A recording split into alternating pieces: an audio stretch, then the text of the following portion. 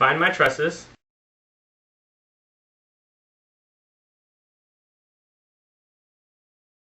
I'm going to use the stud finder.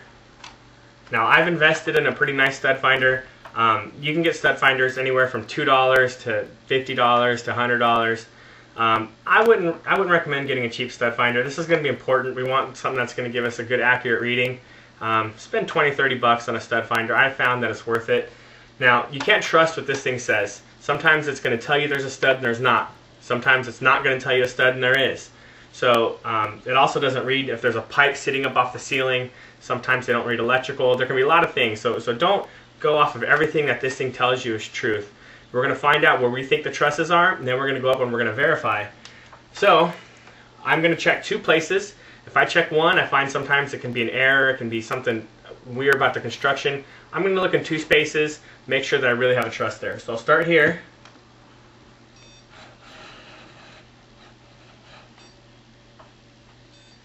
Looks like I've got one right there.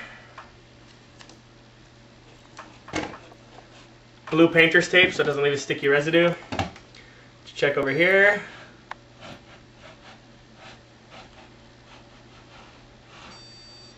Looks like we got another one here. Okay, so looks like we have one truss that runs the length this way. Now I'm going to check for the other truss over here.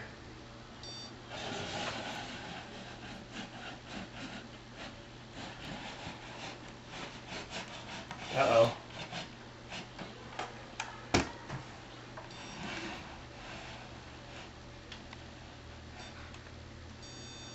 Says we're right here.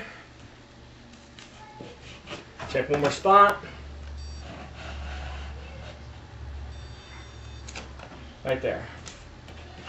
Okay, so I'm pretty convinced my stud finder found the truss in two different spots. One right here.